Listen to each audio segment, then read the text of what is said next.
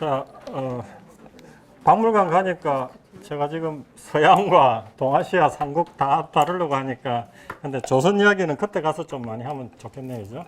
우리 서양사하고 일본 쪽 이야기를 많이 하고 중국과 지금 여러 나라들이 왔다 갔다 하니까 조금 헷갈리시죠? 헷갈리시는데 제가 계속 이야기 드리지만 한번 제 강의를 통해서 모든 게 다 알 수가 없습니다. 그래서 제가 말씀드리는 게 문학 작품도 한번 보시고 또 기본서 하나 이렇게 보시면 제 이야기를 듣고 하면 좀 기억이 날 거예요. 저는 흐름 중심으로 하니까.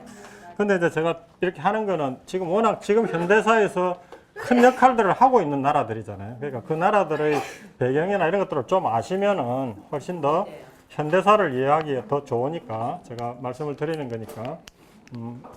자, 우리가 그러면 이탈리아를 한번 봅시다. 이탈리아가 사실은 로마 시대 때까지는 뭐 거의 중심에 있다가 중세 근대 지나면서 완전 존재감이 없잖아요. 사실은 이탈리아가 도대체 왜 그랬을까를 보면은 이탈리아는 아까 이야기했던 대로 중프랑크가 이탈리아로 갔는데 게르만족은 기본적으로 이 대가 거치다 보면 조그만한 나라로 분립이 될 수밖에 없는 체제라고 그랬잖아요. 그래서 그 이탈리아는 계속 도시국가 형태로 계속 갔던 거예요. 그죠? 사실은 도시국가.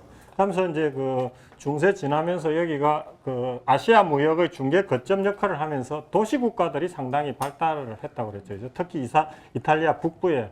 그래서 이 사람들, 이 도시 중심으로 해서 르네상스가 일어나고 그렇게 했다고 그랬잖아요. 그죠? 그러니까 계속 도시국가 형태로 가고 있었고, 그러다 보니까 이 지역에서 나온 유명한 저술이 있다고 그랬잖아요. 그죠?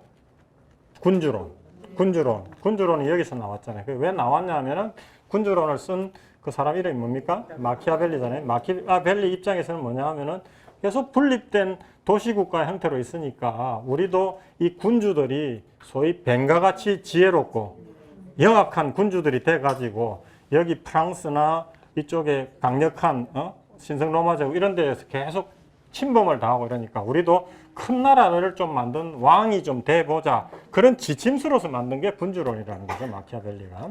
근데 이제 이런 상태로 있었어요. 있으면서 통일되기 전에 어떻게 분리가 돼 있었냐 하면은 롬바르디아하고 베네치아 이쪽이 이제 일종의 공국 상태죠. 여기는 오스트리아, 그러니까 아까 말했던 오스트리아 제국의 통치를 받고 있었고, 그 다음에 이제 이거는 무슨 섬이라 했어요? 코르시카, 이거는 이때 당시 프랑스였고, 이 사르데니아 섬. 그러니까 이쪽 일부만 사르데니아 왕국이라 해갖고 이제 이탈리아 자치였던 그런 게 있었고, 그 다음에 여기는 이제 교황이 있는 교황령이라고 여기 있었고, 이 남쪽은 소위 이 남부, 나폴리를 중심으로 한 이 남부하고 시칠리아 섬은 이제 프랑스 부르봉 왕가에 의해서 분할돼서 통치가 되고 있었거든요. 그러니까 나라가 다 분할이 돼 있었던 그런 상태예요. 이걸 이제 통일을 이루어내는데, 뭐 절차를 다 이야기하면 이제 복잡한데 제가 간략하게 설명을 드릴게요.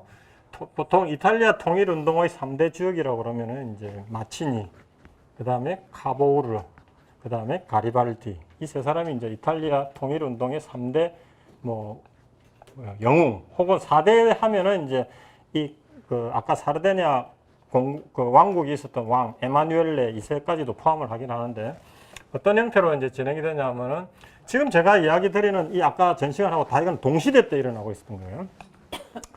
그래서 이제 처음에 이제 아까 마친이라는 사람이 우리도 아까 그 민족주의 자유주의 운동에 의해서 우리도 이제 통일을 한번 해봐야 되지 않겠느냐 해서 마친이라는 사람이 통일 이탈리아 당이라는 걸 만들어 가지고 이제 통일 운동을 시작을 합니다. 이제 그거가 이제 통일에 대한 처음 시초를 시작한 거죠. 그게 이제 마친이라는 사람이 했는데 그렇게 성공적이지는 못했어요. 그 다음에 이제 등장한 사람이 이제 사르데니아 왕국의 아까 카보우르 그 사람이 이제 재상이었는데 우리도 지혜롭게 외교를 해가지고 통일을 해야 되겠다 이래가지고 이 사람이 그때 당시만 해도 강국이 나폴레옹 3세가 아까 하던 프랑스였거든. 프랑스한테 이제 협조를 요청해가지고 우리가 통일하는데 도와주면은 이제 당신 나라에 협조하겠다라고 이때 당시에 뒤에 이야기하겠지만은 또 전쟁이 크게 일어났던 게 크림 전쟁이라는 게 일어나요. 크림 전쟁은 러시아하고 프랑스, 영국이 연합해서 싸운. 그래서 그때 좀 약하지만은 사르데니아 왕국이 프랑스를 도우는 입장에서 그 전쟁까지도 참여를 하면서 이제 프랑스 협조를 구한 거죠. 그걸 믿고 이 사르데니아 왕국이 이 오스트리아하고 전쟁을 시작을 합니다. 전쟁을. 그래서 이제 프랑스가 도와주겠다고 했는데 도와줄까요? 막판에 배반을 합니다. 배반을. 그래가지고 이제 싸움은 벌려놓고 그랬는데 이제 그때 또 카로브가 또 협상력을 발휘해가지고 약속대로 좀 지켜달라. 우리를 도와달라. 그러면은 우리가 땅을 떼주겠다. 이 지역을 사보이 지역, 그 다음에 여기 니스, 뭐 여기가 지금은 이제 프랑스에서 굉장히 유명한 관광지고 뭐 영화제도 일어나는 니스 칸 이런 데 있는데 하고 사보이 이쪽인데 이쪽 땅을 너희한테 주겠다. 그래가지고 또 프랑스의 도움을 통해 가지고 이제 이쪽을 이기면서 이쪽에 롬바르디하고 베네치아 이쪽을 오스트리아로부터 수복을 합니다. 그 대신 이쪽 땅은 이제 내준 거지. 이쪽이 상당히 아름답고 좋은 지역이라 그러는데 저는 가보지는 못했는데 하여튼 거기에 또 금사라기 같은 땅을 이제 프랑스에 넘겨주면서 또 이쪽 프랑스 남서부 이쪽은 이제 프랑스 영토로 들어가게 됐다고 그럽니다. 그러면서 이제 또 이때 또 등장한 영웅이 이 유명한 이 가르발디라는 사람이 있는데 이 사람은 아까 마치니가 시작한 자체 그 청년혁명당에 의한 그 통일운동이 실패해가지고 남미로 망명해가지고 이제 저번 시간에 했던 남미에서도 독립운동이 막 일어났고 라틴 제국이 독립한다 그랬잖아요. 거기에 참전했던 사람인데 조국의 통일을 위해서 다시 이제 1000명의 청년들하고 귀국을 해서 이제 통일운동에 참여를 하는 거죠. 가리발디. 그래서 이 남쪽을 쫙 훑어가지고 소위 이쪽 시칠리아 왕국을 이제 다 통일을 하게 됩니다. 그래가지고 이제 이쪽 위에 사르데냐 왕국 이쪽에서는 이제 그 가리발디가 다 해가지고 자칫하면 이 사람은 입헌군주제를 주장했고 이쪽은 왕국이었잖아요. 그러면 또 내전이 일어날 수 있는데 가리발디가 우리나라를 이제 전쟁 없이 통일을 시켜야 되겠다라고 자기가 정복했던 이 소위 남쪽의 시칠리아 이 왕국을 갖다가 사르데냐 왕국 에말리엘레 2세한테 자진으로 기정을 하면서 이제 이탈리아 반도가 통일이 됩니다. 그래서 이제 처음으로 이제 이탈리아가 하나의 국민국가로서 통일을 하게 되는 거죠. 계속 이렇게 아까 신성로마 제국처럼 분할돼 있던 그거였고. 근데 이제 계속 이렇게 남아 있었던 게 이제 교황령이잖아요. 가톨릭의 그게. 그러니까 이 프랑스는 계속 가톨릭의 종주국 비슷하게, 스페인은 좀 힘이 약화됐고 이제 가톨릭의 중심국으로 프랑스가 가면서 프랑스가 계속 이 교황령을 지배하고 있는 그런 상황이었거든요. 근데 이제 또 어떻게 언제 이 교황력을 독립을 시키냐면 아까 얘기했잖아요. 1870년에 프로이센이 프랑스 침입해가지고 이긴 전쟁이 보불 전쟁이라 했잖아요. 그 틈에 이제 교황령이 이탈리아가 흡수를 하게 되는 거죠. 그렇게 해서 이제 이게 다 통일이 됩니다. 그러니까 통일이 된 게 이탈리아도 얼마 안 됐죠. 근데 이제 독일 역사하고 이거 또 마찬가지인데 시민혁명에 의해서 이 통일이 되고 그 운동이 일어난 게 아니잖아요. 이제 이탈리아도. 독일도 마찬가지고.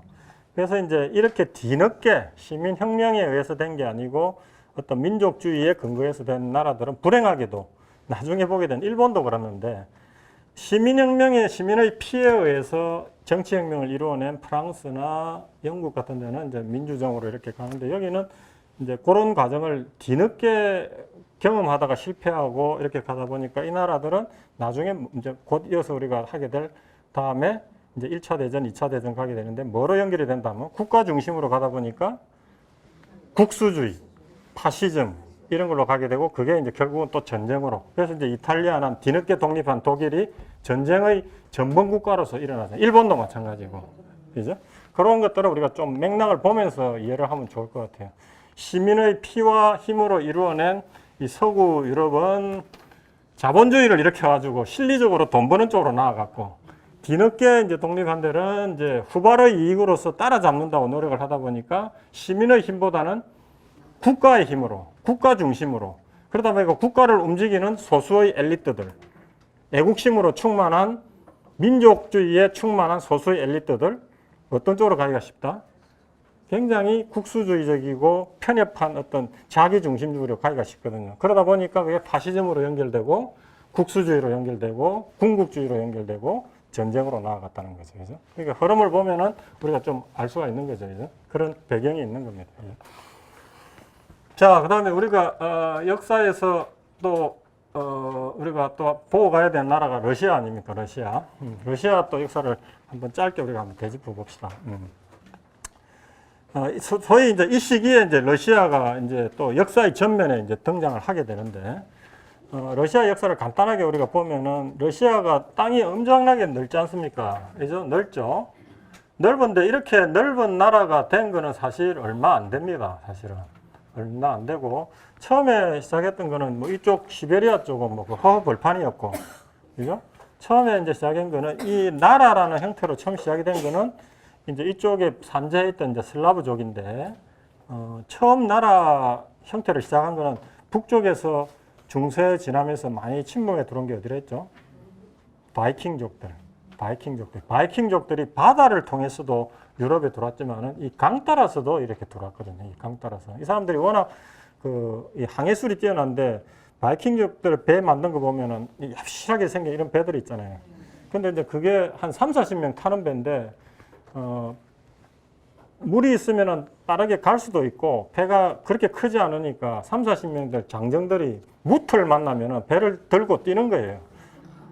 뭇을 건너서 또 강에 뛰어가지고, 그래서 이 강 따라 이렇게 돌아가지고 소위 이쪽 드네프르 강이라고 소위 지금으로 치면 우크라이나가 있는 키예프 쪽으로 와가지고 처음 시작된 게 이제 키예프 루스라고, 이게 이제 러시아의 시초가 됩니다. 키예프 루스. 그러니까 이때 당시는 상층부가 노르만 바이킹족, 그 다음에 대다수 슬라브족. 이거는 이제 키예프가 지금은 이제 그 우리나라하고 축구 결승전에 붙었던 우크라이나가 있는데 거기거든요. 거기서 사실 시작이 된 겁니다. 키예프 루스. 그 다음에서 이제 러시아가 이렇게 전체 통일된 나라가 아니고 거기도 공국 형태로 이렇게 나눠져 있는 상태인데, 이 다음에 이제 소위 몽고가 유럽 쪽을 침입을 하면서 이쪽에다가 이제 나라를 만들었잖아요. 그 소위 그 징기스칸의 아들들이. 그래서 이쪽 지역에 있던 이 나라가 뭐냐면 킵차크 항국. 기억나시죠? 킵차크 항국. 이쪽 차가타이 항국, 이쪽 중동 쪽에는 일항국 이렇게 가면서 이쪽이 이제 러시아 지역을 이제 소위 킵차크 항국이라고 해가지고 몇백 년 동안 지배를 하게 되는 거죠. 그러다 보니까 이제 초기에 아까 키예프 루스가 일어났던데, 소위 우크라이나 이쪽은 이제 다 직접지하고 이쪽 지역은 이제 모스크바를 중심으로 해가지고 몇백 이렇게 공국 형태로 분리되어 있었던 거죠. 그러면서 이제 킵차크 항국이 여기를 통치를 하면서 이쪽으로부터 세금을 이제 계속 받아들이고, 그 세금을 받아들이는 중심 역할을 했던 데가 모스크바 공국이었어요. 그러니까 이제 세금 받아들이고 이러면서 자기 좀 삥땅하고 이러면서 이제 힘을 키워나간 거지, 모스크바 공국이. 그러면서 이제 등장한 유명한 사람이 이제 이 사람 아버지 그 이반 3세가 있었고, 이 사람이 이반 4세. 그 뇌제라고 하는 사람, 뭐 러시아 보다 보면은 성질이 불같다고 해가지고 이 사람 별명이 뇌제. 한번 막 화나면 뭐 신하들 다 처단해 죽이고 자기 아들까지도 죽이죠. 근데 이 사람이 정치는 또 엄청나게 했던 게, 이때만 하더라도 왕권이 그렇게 강하지 않고 귀족들하고 이렇게 연정체제 비슷하게 했는데, 자기 왕권을 엄청나게 강화시키면서 소위 이때 이제 그 황제 체제를 하면서 러시아 황제를 이제 뭐라고 부르는 합니까? 뭐라 부르죠? 짜르, 소위 짜르. 짜르라고 하는 말도 이제 이때 생겨납니다. 짜르가 뭐냐면은 로마사에서 최초로 황제를 주창했던 사람이 누굽니까? 케사르, 시저라고도 하고 케사르가 있었잖아요, 이제 그걸 갖다가 러시아 말로 한 거가 이제 짜르예요, 짜르. 그래서 이제 이 사람 이후에 이제 러시아의 정치 체제의 전통이 뭐냐면 약간 짜리즘이라고 해가지고 강력한 그 리더를 중심으로 해서 어떤 약간 독재성으로 통치하는 체제가 이제 소위 러시아 지역의 어떤 통치의 그 기본 그걸 가거든요. 그래서 지금도 이제 러시아의 대통령이 누굽니까? 대통령이 아니고 최고 리더 푸틴이잖아요. 푸틴도 새로운 어떤 짜리즘, 자기 엄청난 파워, 강한 리더십으로 통치를 하겠다. 그래가지고 그 사람 뭐 평소에 이 근육 운동하는 것도 막 나타내고 자기가 그만큼 강력한 군주라는 거죠. 그러니까 러시아의 저 짜리즘 전통을 이제 보여주는 거예요. 근데 저게 왜 생겼냐면은 이 사람이 이제 그 주위의 귀족들 막 다 처단하고 이러면서 강력한 짜리즘을 이제 소위 형성을 하면서 이제 이쪽하고 싸워가지고 이제 이쪽을 물리치고 이제 소위 이제 이쪽 중심으로 통일을 하게 되죠. 그래서 사실 이때 당시에 이제 문화적 차이로 인해서 이제 나중에 이제 소비에트 연방이라고 다 갔는데 그 이후에 이제 공산주의가 가면서 이제 러시아 이쪽 가고 지금 이제 분쟁이 많이 나는데 우크라이나 이렇게 구분이 되잖아요. 이제 이때 생겨난 문화적 차이 때문에 이제 러시아, 우크라이나 이렇게 나눠지는 겁니다. 그 이제 이 사람이 이제 그때 그런 강력한 왕권, 짤의 권한을 또 강화시키면서 또 뭘 했냐 하면은 그때 당시에 그 1453년에 그 비잔틴이 그 오스만 투르크한테 망하잖아요. 이제 망하는데 비잔틴이 그때 당시에 동방 정교, 그죠? 그리스 정교, 동방 오소독스가 망하면서 자기네들이 이제 그러면 그 정교의 수장 역할을 하겠다고 해가지고 이제 러시아 정교를 만든다고 그랬잖아요. 러시아 정교. 그래서 자기네들이 이제 소위 정교의 수장이다. 그러면서 러시아 정교를 중심지로서 이제 자기네들이 이제 그걸 받아들이고. 그러면서 이제 사실은 이거 보면서 러시아가 우리나라 조선하고 상당히 좀 비슷한 것 같아요. 그러니까 동로마가 망하면서 그쪽에 종교적인 중심이었던 비잔틴의 그리스 정교를 갖다가 우리가 대신한다 해가지고 러시아 정교를 만들고, 우리 명나라 망하면서 명이 했던 그 중화를 갖다가 우리가 대신한다 해고 우리가 소중화 사상을 했잖아요. 그러면서 러시아에 있었던 그 노예 소위 농노라고 하잖아요. 농노의 신분이 보면은 우리나라하고 굉장히 비슷했어요. 이 유럽 쪽의 농노는 사실은 노예는 아니었거든요. 그 사람들은 소위 우리나라 조선의 노비는 어떻다고 그랬습니까? 양도, 세습, 매매, 정려가 가능하다고 했죠. 그죠? 그 유럽 쪽의 농노는 그런 정도는 아니었어요. 근데 러시아에서 농노는 우리의 그거하고 비슷했고 가장 농노가 늦게 해방된데도 러시아였어요. 그러니까 러시아의 경제도 소수의 귀족과 다수의 농노에 의해서 지탱이 되는 사회였고, 그런 점에서 우리 조선의 하고 참 비슷했던 것 같아요. 우리 조선도 보면은 소중화 사상 했었고, 다수의 노비, 그 소수의 양반층과 다수의 그 노비 계층, 기층 계층으로 돌아가는 그거였다 했잖아요. 이제 그렇게 이제 갔던 나라죠. 그러면서 이렇게 갔고, 그러면서 이 러시아 역사에서 우리가 기억해 줄 만한 인물이 이제 우리 이야기 많이 들어봤죠. 표토르 대제. 그 다음에 예카테리나 대제. 그러니까 러시아 역사에서 대제라고 부르는 사람은 이제 표토르 대제, 예카테리나 대제 이렇게 부르는데, 뭐 아까 했던 이제 모스크바 이쪽에서 시작된 나라가 이제 좀 밑으로 확장을 하면서 이 사람은 이제 우리 러시아가 이쪽 서구 발전한 데 비해서 너무 뒤처졌다. 이래갖고 자기가 직접 유럽에 가가지고 자기가 조선소에서 일도 하고 몇 년간에 걸쳐서 네덜란드, 뭐 스웨덴, 영국 다 돌면서 자기가 직접 그 유럽 문화를 체험을 하면서 그걸 자기 나라로 가지고 와서 짧은 시간에 근대화를 막 추구하잖아요. 이제 표토르 대제. 그러니까 이 사람이 했던 게 모스크바에서 우리가 유럽을 배워야 산다 했고 수도까지 옮기잖아요. 상테스페테부르크죠. 아름다운 도시. 그때 당시에는 레닌그라드로 이름 바꿨다가 다시 상테스페테부르크로. 그 정도로 자기 평생을 바쳐서 낙후한 러시아를 서구 따라잡는데 그걸 했습니다. 했는데 이제 국민들은 그때 너무 힘들었죠. 막 그 하기 위해서 재원을 만들어야 되니까 세금 많이 징수하고 하고. 그래서 그 이후에 이제 자기 아들이 표토르 3세인데 그 사람의 부인이 예카테리나라고 있죠. 그때 당시에 러시아하고 프로에션하고 전쟁이 붙었는데 이 사람의 아들인 그 표토르 3세는 너무 그 프로이센의 황제 프리드리 2세를 좋아했고 전쟁하다가 갑자기 스톱하고 우리는 빠질래 하고 이래가지고 프로이센이 그 승리한다고 그랬잖아요. 그죠? 그러면서 이제 그 부인이었던 이 독일 출신이에요.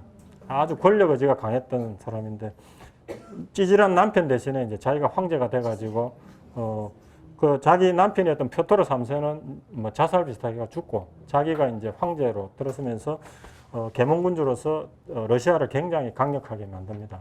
이쪽 남쪽으로도 영토를 넓히고 이 이후로 이제 소위 오른쪽 시베리아로 막 이렇게 영토 확장을 하고 하면서 이제 러시아가 세계에서 제일 면적이 큰 나라가 되는 겁니다.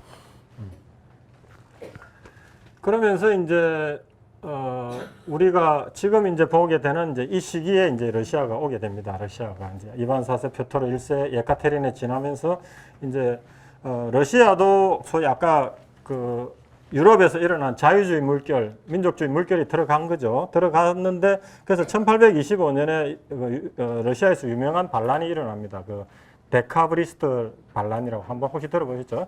데카브리스트 반란이라는 건 뭐냐면 데카브리스트가 12월이에요. 12월. 그러니까 유럽을 경험한 청년 장교들 3,000명이 주동이 돼가지고 일어난 일종의 자유혁명인데 실패를 해요. 강력한 그 당에서.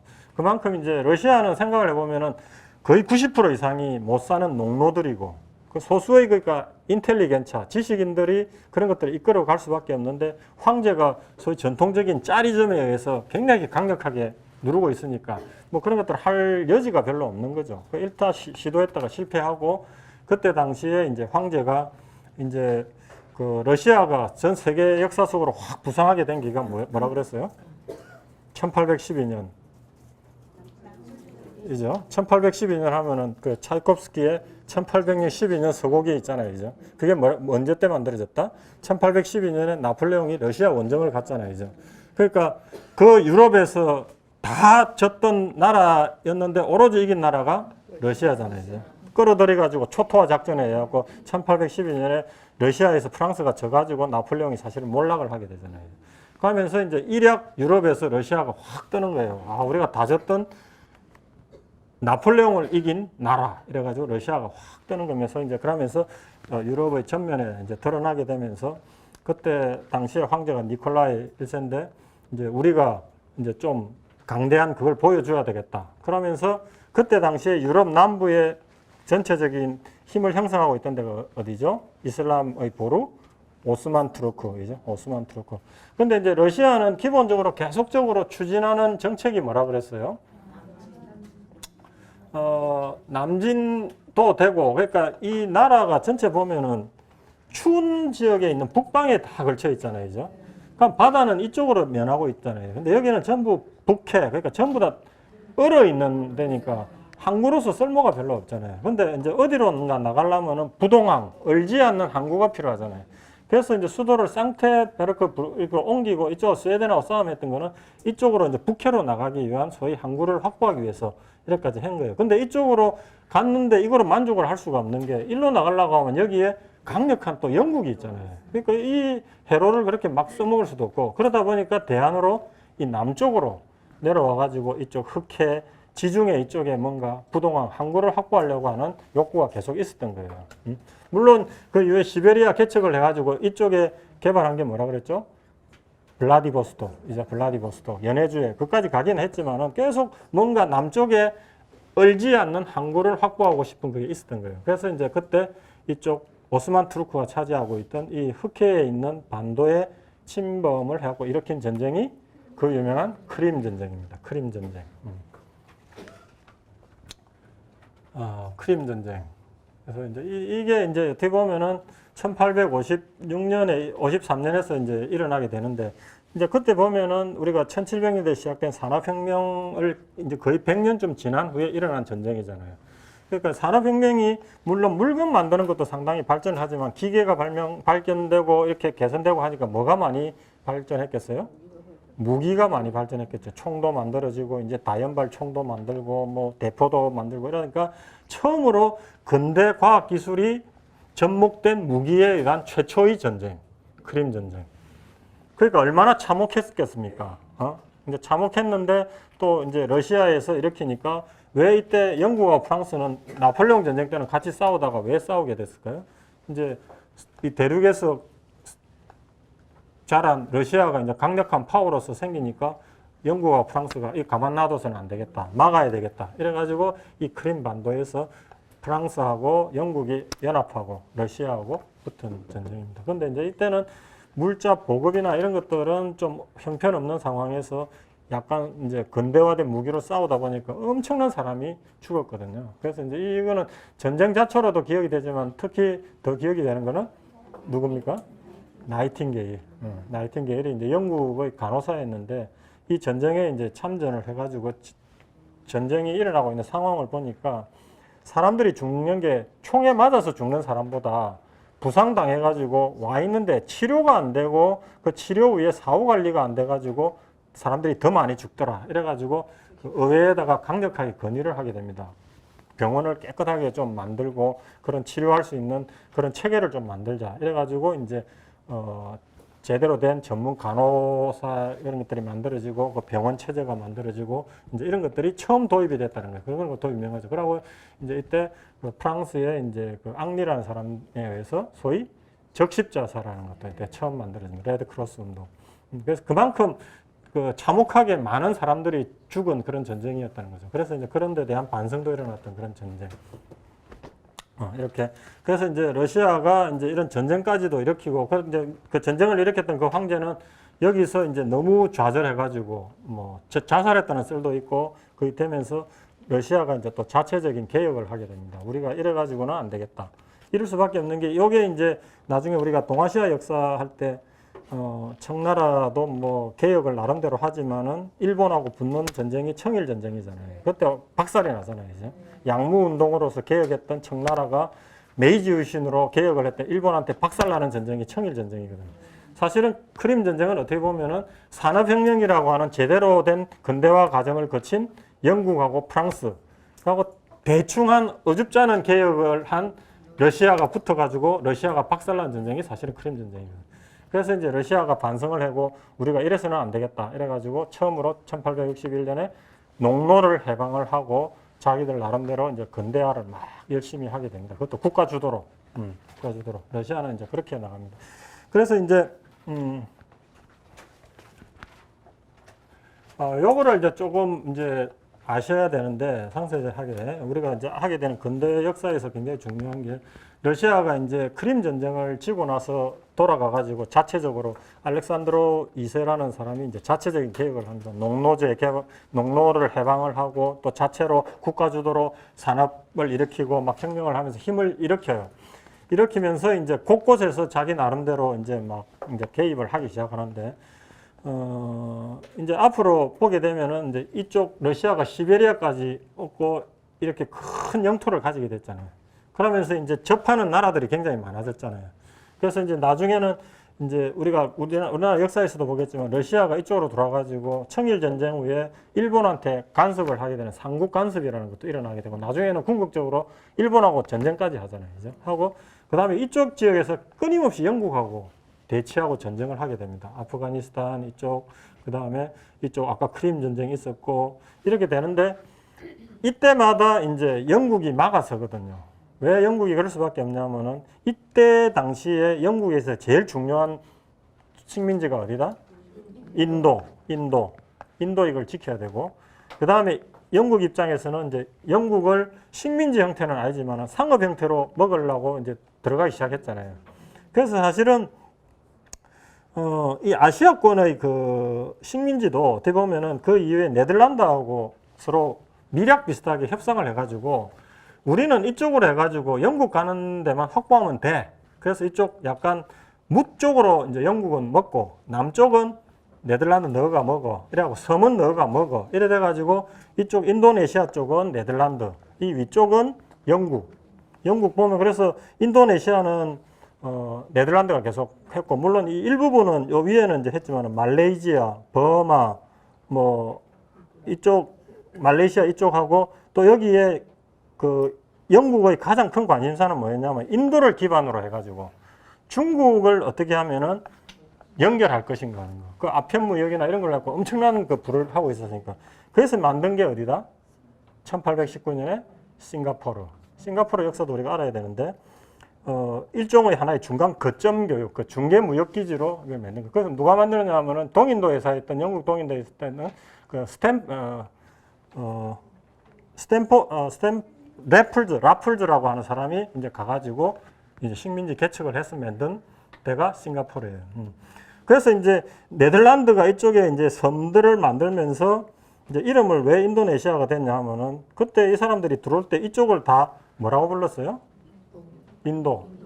인도이라면은 이 동양을 대표하는 말이었고, 근데 이제 이 서쪽에 있는 게 아니고 동쪽에 있는 인도 이래갖고 그냥 동인도라고 통칭해서 불렀잖아요. 그죠? 그래가지고 네덜란드가 이 섬 있는 걸 그냥 통치하면서 인도의 섬들, 이래가지고 인도네시아가 된 겁니다. 네시아는 다 섬이잖아요, 섬. 태평양에 있는 많은 섬들을 폴리네스라고 그러잖아요. 그처럼 이쪽에 흩어져 있는 인도에 있는 섬들이라고 인도네시아가 된 거예요. 그래서 섬 쪽은 네덜란드가 맞고 이쪽은 영국이 차지하게 식민지가 그렇게 나누어진 겁니다. 그 다음에 이제 뒤늦게 이 전쟁에 뛰어들었다가 인도에서 영국한테 치고 여는 우리 게 아닌가벼 하고 이쪽으로 들어간 데가 프랑스라고 그랬잖아요. 프랑스가 이제 그래서 이쪽 인도 차이나 쪽 먹고. 근데 유일하게 독립국 유지한 데가 어디예요? 타이, 태국. 태국은 왜 독립국을 유지했냐면 자기네들이 잘한 것도 있지만은 이쪽에 프랑스, 이쪽에 영국 서로 싸우려고 하니까 피곤하거든. 그래서 중간에 완충지대로 남겨놓은 거예요. 그래서 태국이 어떻게 보면 독립을 그때 당시 유지할 수 있었던 겁니다. 그래서 이때 당시에 영국의 세계 경략의 전략의 기본은 뭐냐면은 갑자기 강성해진 러시아의 남하를 막아야 되겠다. 그래가지고 이쪽 라인을 통한 소위 그 방어 전략. 그걸 이제 소위 역사에서는 그레이트 게임이라고 부릅니다. 그레이트 게임. 많이 책도 나오고 많이 들어보셨을 텐데요. 한마디로 러시아의 남진을 대항한 영국의 전략 전술. 그래가지고 곳곳에서 영국하고 러시아가 이제 대치하는 상황을 맺게 되죠. 그래서 이제 이게 영국이 여러 가지 그게 되는데 1902년에 뜬금없이 일본하고 뭘 맺습니까? 영일 동맹을 맺지 않습니까? 이제 1902년. 그 우리나라의 운명에도 많은 영향을 미치는데 왜 그랬냐 하면은 러시아하고를 막기 위해서 이쪽에서 일어난 일본하고 미리 동맹을 처음으로 어떻게 보면 이쪽 나라하고 맺은 게 영일 동맹인데 영국의 세계 이런 그레이트 게임, 러시아의 남하를 막기 위한 세계 경략, 세계 전략의 일환이었다라는 거죠. 일환이었던 거죠. 자, 오케이. 그 다음에 이제 미국으로 넘어갑시다. 이 이야기 하면서도 또 딴 게 할 게 많은데, 그러면은, 그 이야기를 또 한번 해봅시다. 이제 영국이 이렇게 이제 중국을 막 먹기 시작을 했잖아요. 그죠? 근데 이제 세계에 중국 사람들이 많이 나가 있잖아요. 그걸 우리가 뭐라고 부릅니까? 화교, 화인, 뭐 화교 이라는데 그 숫자가 대략 한 1억 명 정도 된다고 그래요. 1억 명 정도. 엄청나게 많죠. 근데 이제 1차적으로 나가게 된 거는 제가 언제라고 그랬습니까? 정화의 대원정 때 나가가지고 거기에 잔류한 사람들이 있었고 사실상은 대규모로 나가게 된 게 이때입니다. 왜 나가게 됐냐면 이제 우리가 이제 중국 역사 저번 시간부터 이렇게 보지만 이제 영국을 비롯한 이제 열강들이 막 중국에 들어가지 않습니까? 가서 막 침략, 침탈을 하지 않습니까? 그죠? 근데 이제 그때 당시에 소위 그 중국의 지정은 이제 바꾼 것도 있고 구황작물에서 인구가 확 늘었다 그랬죠. 그죠? 한 4억으로 갑자기 늘었다 그랬잖아요. 엄청. 그러니까 여기에서 이제 살기 어려워진 중국 인민들이 많이 있었던 거죠. 그런데 영국 사람들 입장에서는 이제 이런 생각을 한 거야. 이것도 기억해 주면 좋은 게 1807년에 영국에서 이제 소위 노예 무역을 금지합니다. 노예 해방하고는 달라요. 노예 무역 금지.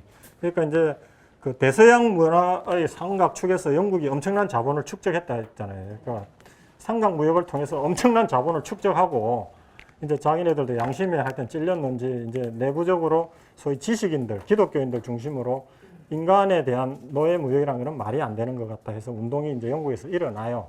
그때 이제 유명한 그 소위 노예 상인을 하던 사람이 이제 음악으로 작곡한 음악이 여러분들이 잘 아시는 그 어메이징 그레이스라는 게 있습니다. 그 사람이 이제 회심을 해갖고 이제 음악을 작곡한 게 자기가 살았던 그 노예 상인으로서의 삶이 너무나도 후회스럽고 그래가지고 자기가 회심한 뒤에 이제 그걸 그 어떤 고백으로 쓴 게 이제 어메이징 그레이스일 정도인데 뭐 그 정도로 이제 그때 소수의 기독교도들과 그 정치인들 중심으로 반성에 의해서 영국에서 노예 금지 운동이 일어나요. 그래서 1807년에 노예 무역 금지를 하게 되고 자기네들이 이제 또 배 같은 데 타가지고 노예 무역 하는 데는 이제 막 단속도 하고 이제 이렇게 되는데 또 다른 이야기로 1807년 노예 무역을 금지를 시키면서 정부에서는 가면 노예 무역을 하던 사람들한테 배상을 해줬어요. 배상을. 그냥 없앤 게 아니고. 그럼 국가 재정이 상당히 필요했지 않겠습니까? 근데 이제 1800년도 초기 들어오면서 영국이 중국한테 계속 무역 역조였는데 그걸 해결하기 위해서 아편을 수출을 막 했댔잖아요. 중국 공약에 들어갔다고 그랬잖아요. 그 이유 중에 하나가 노예 무역을 금지를 시키고 그 이후에 필요한 그 재정 수입을 벌충하기 위한 목적도 있었다라는 거죠. 그걸 대신해서 어딘가에서 돈을 벌어야 되니까. 그러니까 어딘가 그 흑인들 이제 노예 무역을 못 하면서 역으로 이제 제가 이 이야기를 드리는 이유가 이제 그러면서 그때 당시에 청나라의 아편에 중독된 인구가 거의 한 2,500만 정도 됐다라고 합니다. 그리고 어떻게 보면은 그 인권에 묻혔던 흑인들 좀 편안하게 이제 그 해방해주는 대가로 엄청나게 많은 중국 사람들이 어떻게 보면 아편에 찌드는 또 그런 또 아이러니도 있었고, 또 그러면서 이제 그때부터 이제 중국 사람들이 이제 세계로 나가게 되는데, 이제 값싼 흑인 노예가 이제 투입할 때가 이제 길이 막혔잖아요. 그죠? 그럼 뭔가 이제 그 인력이 필요하잖아요. 특히 영국이 세계 곳곳에 지금 만들어 놓은 체제들이 많이 있잖아요. 이 아시아 쪽에서 플랜테이션, 이 남미 쪽에 또 막 사탕수수 농장, 커피 농장 뭐 이런데 뭐 이런 게 그때 급속도로 발전하고 있는 나라가 미국. 그래서 이제 이 중국에서 대규모 인력들이 나가게 됩니다. 대규모 인력들이. 그 사람들을 소위 그때는 이렇게 불렀어요.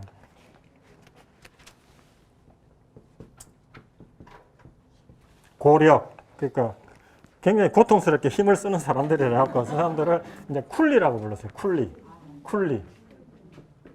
그래서 쿨리라고 합니다. 이때 이제 그래서 이제 영국이 이제 주동이 됐고, 또 이런 것들을 또 전문으로 했던 또 중국 내 또 비밀 결사 조직, 우리 영화 같은 거 보면 많이 나오는데 사마패라고 있어요. 사마패.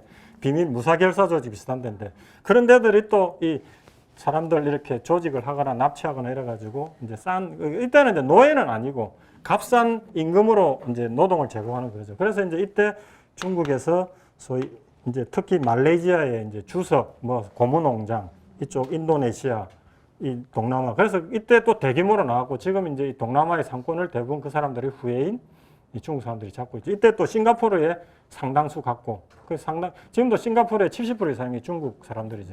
이때 쿨리로서 나갔던 사람들의 후손들.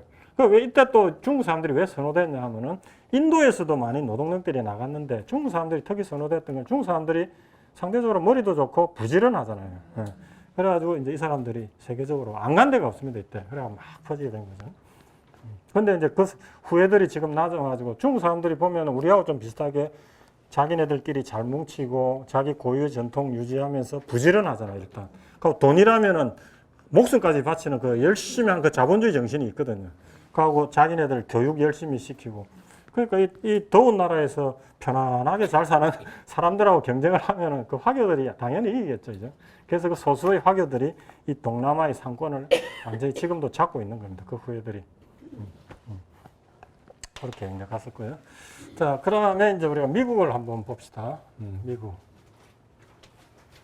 미국은 뭐 보면은 뭐 세계 강대국이기도 하지만은 미국의 역사를 보면 조금 가슴이 좀 뛰죠. 뭐 미국을 좋아해서가 아니고 새롭게 생겨난 나라인데 일종의 그 자유 정신에 의해서 막 개척하고 하는 어떤 그런 그 성취 동기가 발현되는 그런 나라잖아요. 어떻게 보면은 제가 강조했던 이 후발의 이익을 가장 극대화했던 나라라고 볼 수 있죠.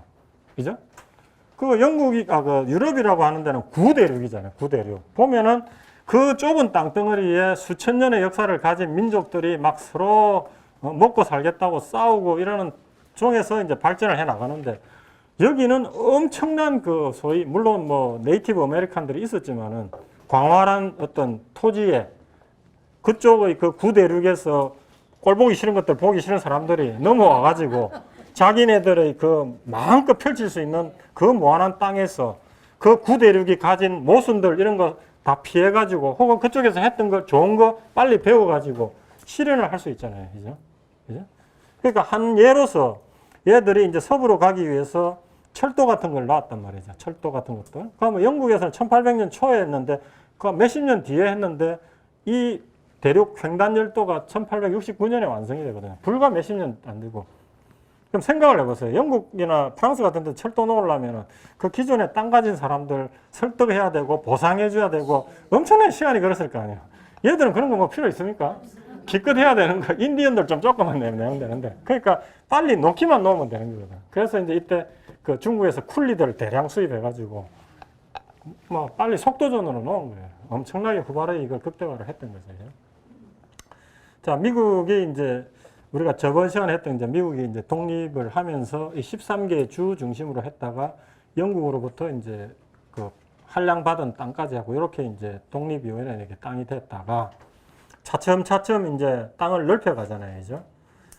프랑스로부터 이 소위 이 중간지대 이렇게 광활한 땅, 이때는 이걸 루이지애나라고 불렀어요. 루이지애나는 그러니까. 이때 이제 프랑스, 1803년이면 프랑스 때잖아요. 이 1,500만 불에 삽니다. 1,500만 불. 그때 당시로는 큰 돈이지만은 지금 입장에서 보면은 뭐 완전히 뭐 금값이죠. 이때 나폴레옹이 왜 팔았냐 하면은 나폴레옹이 그때 당시에 전 유럽을 대상으로 해서 전투를 벌이고 있었잖아요. 그러니까 전비가 필요했던 거지. 그래서 이쪽에 있어봐야 나중에 또 영국하고 이어서 싸우면 뺏길 가능성도 있는데 그냥 팔아버리고 말자. 이래가지고 이 넓은 땅을 그냥 아메리카에 1,500만 불에 넘긴 겁니다. 넘기고. 그 다음에 이제, 이쪽이 이제 지금 치면 텍사스 그쪽이잖아요. 텍사스. 이쪽에 이제 사람들이 이주해서 넣으면서 멕시코하고 거의 전쟁을 통해서 거의 거저었다시피 해서 뺏은 거고. 그러니까 옛날에 과거에 멕시코는 기본적으로 여기까지가 다 멕시코 땅이었어요. 멕시코 땅. 멕시코도 이제 스페인으로부터 독립한 지는 1820년에 했지만은 뭐 그렇게 힘 있는 나라가 아니었죠. 그죠? 여기는 확 뜨는 나라고. 이쪽에 이제 캘리포니아, 이쪽에 있는 뭐 애리조나 뭐 이쪽에 있는 지역도 멕시코였는데 이쪽도 가볍게 획득을 하는 거죠. 그 다음에 이쪽은 이제 오레곤주하고 워싱턴주가 있는 이쪽 지역은 이제 영국 땅이었는데 영국으로부터도 이걸 또 왔고. 그 다음에 이 밑에 있는 플로리다는 이제 스페인 영토였는데 그걸로부터도 이제 사고. 그러면서 이제 1800년도 중반대가 지나게 되면은 이제 이게 전체가 이제 미국 영토가 됩니다. 물론 이제 그 이후에 60년대 지나서 여기에 뭐가 있죠? 알래스카. 알래스카를 어디로부터 산다? 러시아로부터 삽니다. 그거는 750만 불에. 그때 당시에는 너무 비싸게 샀다고 해가지고 국민들이 세계에서 최고 비싼 냉장고다. 막 이렇게 비판도 하고 이랬는데 이게 엄청난 자원의 거고 지금 뭐 석유도 나오고 가스도 나오고 여행지의 어떤 그로 되고 해서 그래서 이제 알래스카 나중에 이제 여기 태평양에 하와이까지 하게 되는 그런 영토를 이제 완성을 하게 됩니다.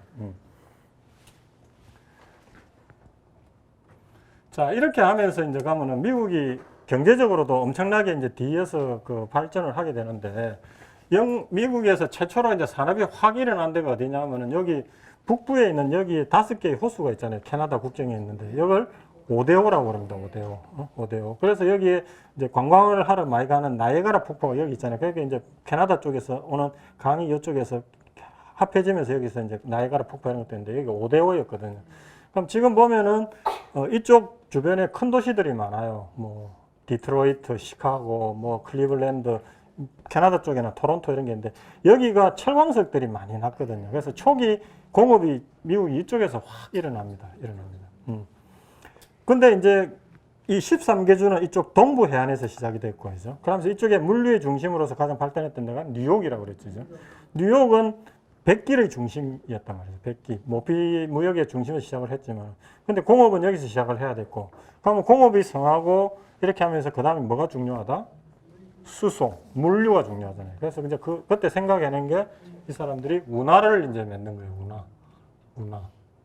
그래서 이렇게 이쪽 5대5 쪽에 이 물길하고 이쪽 뉴욕 쪽으로 이쪽에 이제 바닷길이니까 이쪽 연결하는 소위 125라는 엄청난 그 운하를 만들어 가지고 이쪽에서 공업을 번성시키면서 이쪽 뉴욕하고 연결을 하면서 또 경제가 발전을 하게 됩니다. 그래서 이때 이제 뉴욕이 있고 이쪽에 큰 도시들이 많이 있죠. 뭐 버팔로, 뭐 디트로이트 자동차 중심이 있는 포츠머스, 뭐 시카고. 그래서 시카고가 이제 이때 당시에 큰 도시로 이제 발전을 하게 되고 가장 미국다운 도시로서 이제 발전을 하게 되죠. 이게 1위구나. 그러면서 이제 미국에 이제 또 이쪽 서부 쪽으로 이렇게 확 그 개발하는 그 계기가 뭐냐면은 이제 소위 골드러시. 그러니까 그 지금으로 치면은 캘리포니아의 샌프란시스코 인근에서 금이 발견됐다. 지금으로 치면 캘리포니아의 주도가 있는 세크라멘토 인근에서 이제 금이 발견됐다는 거죠. 그 1848년에 이제 금이 발견됐다는 소식에 이제 전국 각지, 전 세계에서 사람들이 이제 모여드는 거죠. 이제 캘리포니아로. 그때 당시에 이제 포스트 같은 게 되어 있어요. 캘리포니아 골드 러시. 사람들이 이제 이제 1억 천금을 꿈꾸고 이제 막 모여드는 거죠. 사람들이 막 모여들기 시작한 거죠. 그래서 이제 이때 소위 이제 이 금을 찾아서 미국의 서부로 모여든 사람들을 보통 49ers라고 많이 부릅니다. 49ers. 그래서 미국의 스포츠단, 특히 서부에 근거를 둔 데 보면 49ers라는 팀들이 많아요. 이제 1848년 그 골드러시 때 서부로 금을 찾아서 모여든 사람들을 그냥 불러서 49ers라고 부릅니다. 엄청난 사람들이 이제 모여든 거죠. 근데 이제 이때 금을 찾아서 들어온 사람들 중에 이제 금을 찾은 사람들은 소수에 지나지 않고 진짜 돈을 번 사람들은 이때 이제 배에 천을 잘라가지고 이제 살기에 잘 이렇게 찢어지지 않는 어떤 질긴 그 바지를 처음 만들어요. 이제 레비 스트로스라는 사람이 리바이스라는 브랜드를 만들어서 청바지 엄청나게 뜨면서 이제 세계적인 상품이 됐죠. 이 사람이 제일 돈 많이 벌었대요. 뭐 금 찾은 사람보다도. 그러면서 이제 이때 이제 서부 쪽에서 이제 동부 쪽에서 서부에 어떤 꿈을 찾아서 가족 단위로 막 이동을 하잖아요. 역마차 내려가지고 가서 이제 이런 마을이 만들어지고 이렇게 우리 서부 영화 이런 데 보면 많이 나오죠. 이제 그때 서부 이동이 막 일어난 거죠. 그래서 이제 이때 또 이제 큰 회사가 뭐냐면은 서부 쪽에서 이사해주고 또 어떤 물류 대신해주고 하면서 큰 회사가 그 신용카드 회사 중에 큰 거 있잖아요. 아멕스 익스프레스, 아멕스 카드. 그게 이제 그때는 처음에는 이런 물류 회사로 시작을 한 거예요. 어떤 이동과 관련된 아멕스, 리바이스 이런 회사들이 이제 그럴 때 큰 거죠. 이제. 그러면서 이제 서부로 소위 고웨스트 막 이제 일어나는 거죠. 그러면서 이제 이때부터 이제 소위 이민자들이 유럽이나 뭐 이런 데서 다 유럽에서 오고 또 중국에서 쿨리들 들어오고 막 이제 이렇게 일어나고 시작하는 거죠. 자, 그 다음에 우리가 이제 남북 전쟁을 한번 봅시다. 이제 미국 역사에 있어서 굉장히 중요한 어떤 사건이었는데 왜 남북 전쟁이 일어나야만 됐었느냐 보면은 자, 우리가 남하고 북하고 한번 좀 비교를 해보시죠. 제가 저번에도 조금 설명을 드렸는데 이 남부는 주로 그 북부는 주로 어떤 지역이라고 그랬습니까? 이쪽은 기후가 그렇게 좋지 않아요. 척박해요. 척박하고 그러다 보니까 농업하기가 만만치 않고 그죠? 그리고 처음에 이쪽에 이제 도착했던 사람들이 주로 이제 영국 쪽에서 온 청교도나 이런 사람들이 많다고 그랬죠. 그죠? 그래서 기본적으로 양키덤이라고 많이 부른다고 그랬죠. 그죠?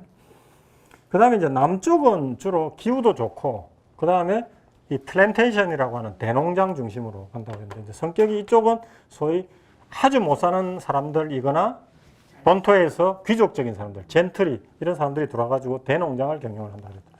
그러다 보니까 여기는 노예제를 할 수밖에 없다고 그랬잖아요. 대농장을 운영을 하기 위해서는. 자, 얘는 상공업이니까 무역에 있어서 정책이 어떤 게 필요하다? 여기는 자기네들이 만든 걸 수출하고 원료를 수입을 하고 그러는데 자기 나라 산업이 영국이나 유럽에 비해서 후발이잖아요. 선발이 아니고 후발이면은 자기네들을 지켜야 되니까 기본적으로 보호무역주의. 들어오는 수입품에 관세를 높여가지고 자기네들을 보호하려고 하는. 근데 여기는 농업 중심이니까 면화 수출해야 되고 들어오는 공산품 사서 써야 되는데 수입 관세를 물리면 비싸지잖아요. 그러니까 얘들은 세금 안 물리고 자유무역을 얘들은 옹호했던 경우. 그러니까 정책이 완전히 나뉜 거죠. 이제. 그래서 처음에 미국이 통일할 때도 여기는 연방주의를 주장을 했었고 여기는 무슨 연방이야. 각 주가 자유로 가겠다고 하는 자치주의가 이렇게 대립을 했다고 했는데 그게 계속 이어졌던 거죠. 이제. 이어지면서 가장 정책으로서 예민하게 대립하고 있었던 것은 노예제였어요. 노예제. 근데 이제 제가 전에 설명드렸다시피 미국의 정치 제도는 상원제하고 하원제라 그랬잖아요. 하원제는 인구 비례로 주에서 뽑고 상원은 주마다 2명씩 뽑는다 그랬죠. 근데 상원의 의사결정이 중요한데 그래서 이제 이 남부를 설득하기 위해서 여기에서는 많은 인구를 차지하는 노예들에 대해서 한 명당 60%로 인정해 준다고 했죠. 노예 한 명당 60% 인정해 준다고 해가지고 이제 끌고 가고 있었는데 노예주로서 이제 노예의 갖고 있는 여부에 대해서 극명하게 대립을 하게 된 게 이쪽은 다 기본적으로 노예가 없는 자유주, 이거는 노예주 이렇게 돼 있는데 아까 얘기했는데 서부로 이제 개척에 들어가잖아요. 그럼 이제 새로운 주들이 만들어지잖아요. 그럼 이때까지는 세력 균형을 이루어졌는데 새로운 주가 만들어졌는데 그 새로운 주가 노예주냐 노예주가 아니냐에 따라서 뭐 하원은 그렇다 치고 상원이 중요해지잖아요. 거기가 노예주에 들어가게 되면은 거기서 나오는 상원 둘은 전부 다 이쪽에 표를 던질 거고 이쪽에 속하게 되면은 또 이쪽에 손을 들 거니까 그러니까 이제 새로 만들어지는 주들이 노예주에 속하느냐, 비노예주에 속하느냐, 이 대립이 붙은 거예요. 그게 이제 첨예하게 막 붙고 폭동이 일어나고 그 나라가 그 주가 선거할 때는 막 몰려가가지고 서로 싸우기도 하고 막 이런 거예요. 그러면서 이제 1860년에 누가 대통령이 된다? 링컨이라는 사람이 이제 대통령이 됩니다. 링컨은 이제 이쪽을 대표하는 이제 그때 당시에 공화당의 대표로서 이제 된 거죠. 그리고 첨예하게 남부가 대립하고 있는 상황에서 이제 링컨이 당선이 되니까 남부 쪽에서 이렇게 본 거죠. 링컨이라는 사람이 이제 대통령이 됐으니까 우리 쪽을 탄압을 하고 노예 이런 것들 막 해방을 시킬 거다. 뭐 이렇게 뭐 그런 분위기가 무르익어간 거죠. 그래서 이제 남부 쪽에서 전쟁을 이제 일으키는 거죠. 그러면서 이쪽에 있던 이 나라들이 이제 남부 연합이라는 하나 독립된 나라를 일으키면서 연방에서 탈퇴하면서 전쟁을 이제 일으키게 된 게 이제 남북 전쟁입니다. 근데 이제 전쟁을 하면 뭐 누가 유리할 것 같습니까? 뭐 사실 인구도 여기가 2배 이상 많았고 공업 기반을 가지고 있고 하니까 북부가 당연히 유리할 것 같았는데 막상 전쟁을 시작해놓고 보니까 남부가 상당히 또 뱄어요. 왜 그러냐면은 기본적으로 앞에 그 전쟁을 이끄는 사람들은 장교고 이랬는데 여기는 기본적으로 귀족 중심이라고 그랬잖아요. 그러니까 그런 사람들이 앞서서 나가고 여기는 죽기 살기로 싸운 거지. 그죠? 자기네 생존이 걸려 있으니까. 그러니까 처음에는 남부가 더 앞서 나갔는데 시간이 지날수록 공업 기반이 강한 데가 무기도 만들 거고 보급도 원활히 될 거고 또 인구가 많으니까 군인들이 계속 공급이 될 거 아니에요. 그래서 이제 이쪽이 좀 이제 약세로 돌아들게 되는 거죠. 그때 이런 상황들을 우리가 작품에서 가장 잘 볼 수 있는 문학 작품이 마가렛 미첼의 바람과 함께 사라지다 보면은 그때 당시에 남부의 정서를 아주 잘 표현하고 아주 읽을 만한 재밌는 소설이죠. 그런 거 했고. 그래서 이제 남부는 이쪽에 유럽에 있던 영국이나 프랑스는 어느 편을 들었을 것 같아요? 당연히 아래로 갔겠죠. 이제 자기네들한테 면화 공급해주고 귀족들 중심이고 얘들은 뭐 세금도 많이 물리고 그러니까 이쪽을 했면서 이쪽을 지원해 주려고 하는 찰나에 극적인 조치를 이제 미국 그 링컨 대통령이 하게 되죠. 뭘 한다? 1866년에 노예 해방 선언을 해버린 거죠. 노예 해방 선언. 그러니까 이쪽을 도와주려던 영국이 움찔하게 된 거지. 자기네들은 이제 그런 걸 해가지고 소위 이제 인권 차원에서 노예 무역을 금지를 하면서 이제 그런 것들이 이제 쫙 텄는데 이쪽에 노예를 폐지를 해버리니까 노예제를 유지하는 나라를 도와준다는 게 명분상 안 맞잖아요. 그죠? 그래서 영국하고 프랑스가 도와주려다가 이제 손을 떼게 되고 그러면서 이제 이쪽이 상공업이 강하니까 있고 이쪽 해군들을 다 봉쇄를 하고 그러니까 이쪽에 물자가 공급이 안 되고 상당히 어려워지면서 전쟁은 결국 북부의 승리로 이제 끝나게 되죠. 그래서 이제 통일을 이루어내게 됩니다. 그래서 이제 이 전쟁이 미국에서 굉장히 중요했던 거는 그래서 미국 사람들이 제일 존경하는 대통령이 이제 소위 처음에 만들었던 조지 워싱턴하고 링컨을 상당히 존경하는 이유가 이때 이렇게 불활이 될 수 있었던 나라를 하나의 나라로 이루어냈다는 거죠. 근데 이제 미국 사람들이 놀라운 거는 이런 전쟁을 이렇게 격렬하게 하고 이때 엄청난 사람이 죽었어요. 왜 죽었냐 하면은 이때는 산업혁명이 지나고 나서 소위 이때 이제 기관총이 만들어지고 신무기들이 하고 이러다 보니까 사람들이 많이 죽을 수밖에 없었거든요. 그 참혹한 내전을 거치고 나서 대단한 게 이 북부 사람들이 이쪽 남부를 다 관용으로 떠안게 됩니다. 보통은 일어나면은 패전이 일어나게 되면은 엄청난 다 사람들 뭐 전범으로 몰아서 그 하거나 뭐 쑥대밭을 만드는 게 원칙인데 다 포용하고 끌어안거든요. 그래서 하나의 나라로서 갈 수 있는 길을 만들어냈다는 거죠. 그때부터 이제 소위 미국이 세계 초강대국의 길로 이제 걷게 되는 겁니다. 근데 이제 이때 우리가 이제 소위 그 순수한 동기로는 이제 링컨이나 이런 사람들이 인간적인 측면에서 뭐 노예 해방의 어떤 의미가 있었다라고 이야기를 하는데 뭐 일면 전혀 일리가 없는 건 아닌데 제가 볼 때는 그런 측면도 좀 있었고 제가 볼 때는 링컨의 마인드에는 노예 해방보다는 자칫하면 나라가 두 개로 분할될 수 있는 걸 하나의 나라로 끌고 가야 되겠다라는 그 마인드가 더 강했던 것 같아요. 그리고 이제 노예를 갖다가 해방을 해야 되겠다라는 거는 궁극적으로 아까 영국의 명분을 끌어버림으로써 그걸 한 것도 있지만 북부의 경제적인 입장을 생각해 보면은 노예제를 폐지하는 게 훨씬 유리하거든. 왜 그러냐면은 노예들이 해방이 되면은 이 상공업에 필요한 게 뭡니까? 저임금 근로자잖아요. 그럼 그 사람들이 저임금 근로자들로 엄청나게 들어올 수 있고, 그 다음에 해방된 노예들이 많아지면은 시장이 확대되잖아요. 이제. 그러니까 시장 확대와 저임금 근로자들이 필요한 것들이 이 소위 북부의 이해에도 맞았다는 거죠. 그러면서 노예 해방 선언을 하니까 전쟁이 교착 상태였는데 해방된 노예들이 어디로 오겠어요? 북부로 대거 탈출해가지고 와가지고 북군에 편입이 된 거예요. 그러면서 전쟁도 상당히 이길 수 있는 그런 요인이 됐고, 그렇게 해가지고 갔고, 뭐 제가 가보진 않았지만 아직까지도 이 남부 쪽에는 이제 이게 끝나고 노예들이 해방이 돼가지고 인권이 바로 들어온 게 아니고 사실은 최근까지도 뭐 계속 오면서 아직까지도 여기는 그런 포용이나 관용이 상대적으로 여기에 비해서는 좀 아직까지도 남아있는. 물론 이제 1960년대 마틴 루터 킹 목사님이나 이런 사람들을 위해서 이제 상당히 인권이 개선되기는 했지만은, 아직까지도 그런 것들이 좀 남아있는 그런 지역이라고 그럽니다. 자, 그러면서 이제 통일된 이제 미국이, 그래서 이제 링컨, 이쪽의 대표적인 장군이었던 그랜트 장군, 데이비스 대통령, 로버트 리 장군, 이 양반이 그렇게, 처음에 귀족이면서 전쟁도 잘하고, 그죠? 그러면서 이제 극적으로 이제 결정적인 전투가 뭐였다고 그랬죠? 이긴 데가 게티스버그 전투이죠. 거기서 이제 이 양반이 그 유명한 3분 짧은 연설에서 국민에 의한 국민을 위한 정부. 그 국민을 위한 국민에 의한 정부에는 흑인은 없었다. 하여튼 그런 나라에 의한 통일된 국가로서 미국은 이제 재출범을 하게 된 거죠. 이제. 근데 이 양반이 이제 전쟁 끝나자마자 이제 암살로 돌아가시죠. 이제. 보통은 이제 죽어서 사람들이 더 이렇게 그 양반이 안 돌아가고 계속 대통령 했으면 또 그 정치적인 이런 거에 의해서 어찌 됐을지 모르는데 그럼으로써 이제 소위 미국에서 소위 신화적인 존재가 된 거죠. 링컨 대통령. 그래서 이제 그 이후에 이제 이 내부 문제를 이제 한 데가 이제 소위 이제 해결하고 이제 고 웨스트 이제 서부로 이제 가게 되지 않습니까? 그래서 아까 운하가 이쪽에서 만들어지고 그 다음에 이제 유럽에서 보니까 철도로 이제 대거 이제 짓기를 시작을 한 겁니다.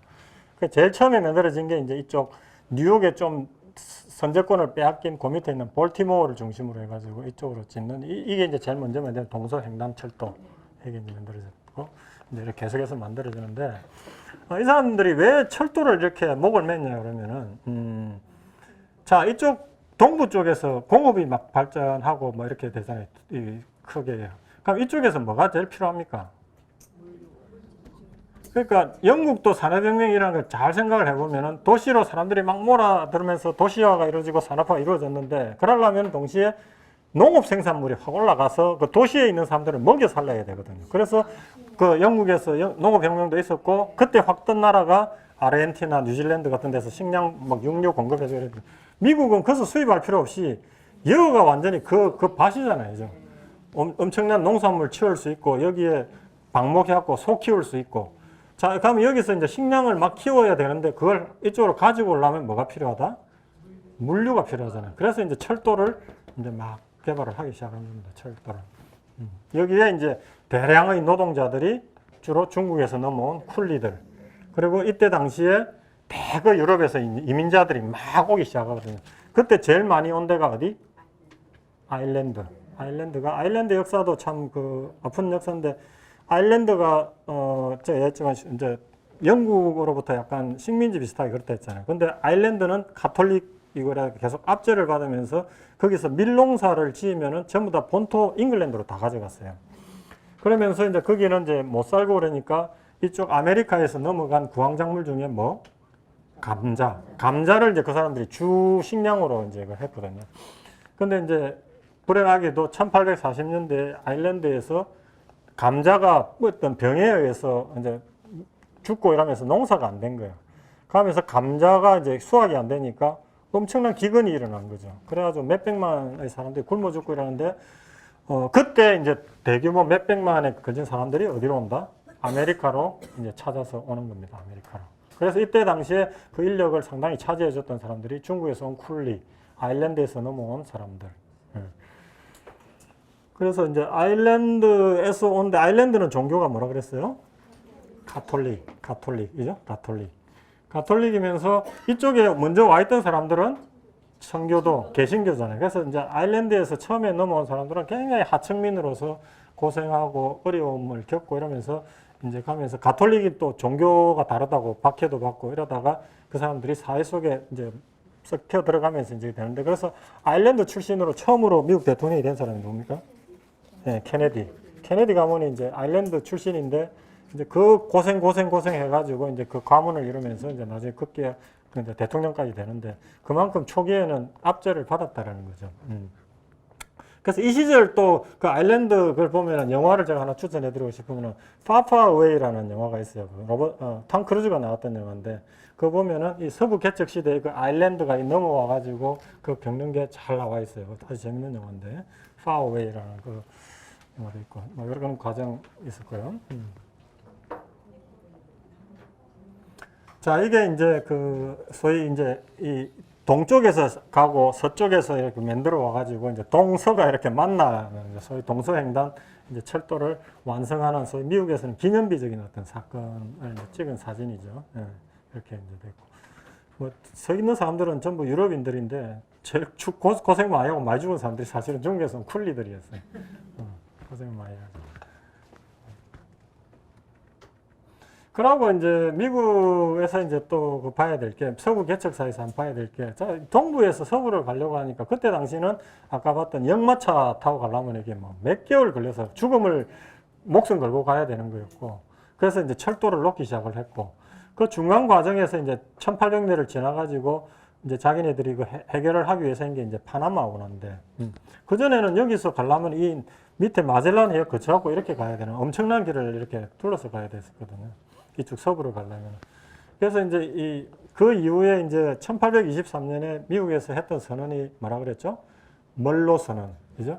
아메리카 이외에는 유럽 쪽은 간섭하지 마. 한 게 그거였잖아요. 그러면서 이제 미국이 이제 이쪽에 막 관여를 하면서 감나라 배나라 하면서 막 끼어들기 시작하는데, 이쪽 물류를 해결하기 위해서 여기에 이제 파나마라는 나라를 독립을 시킵니다. 원래는 콜롬비아 소속이었는데 그쪽에서 부추겨 가지고 나라를 독립을 시키면서 얘들을 구월 삶아 가지고 이쪽 이거가 굉장히 좁거든요, 해협이. 그걸 이제 파가지고 처음으로 파나마 운하를 만드는 거죠. 1900년대 초에 개항을 하게 되는데, 이것도 사실은 이제 미국의 어떤 덕실 관계 때문에 만들어진 거죠.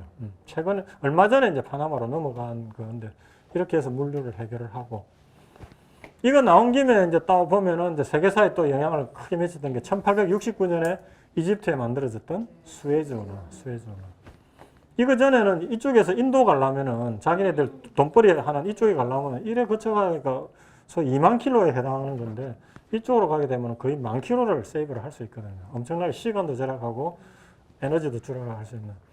1869년에 개통은 프랑스하고 이집트가 했는데 얼마 지나지 않아서 영국이 그것을 빼앗아 버리죠. 이제 영국이 이집트를 하면서 그만큼 이제 소위 식민지 시대로 들어가면서 이런 물류들까지도 이제 하게 됐다는 거죠.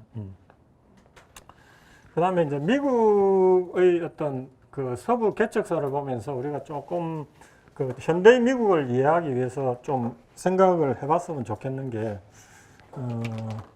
미국 사람들이 지금도 뭐 세계 이제 트럼프 때 돌아와서는 이제 조금 실리적으로 많이 돌아가긴 했지만은 세계 나라 이런 정책에 뭐 온데 다 끼어들지 않습니까? 그죠? 일종의 자기네들이 세계의 질서에 하나의 경찰 역할을 한다는 어떤 그런 의식도 상당히 강하고 많이 끼어들죠. 뭐 그게 제가 볼 때는 이런 데서도 상당히 전통이 있다고 생각하는데, 이 사람들이 서부로 진출하면서 그 이론적인 배경은 뭐였냐면은 매니페스트 데스티니, 명백한 운명.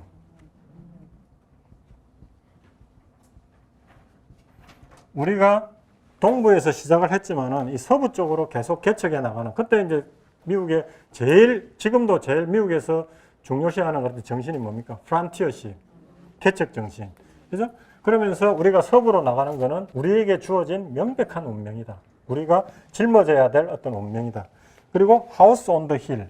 이거는 언덕 위의 집이잖아요. 언덕 위의 집. 성경에 보면 그런 말이 있거든요.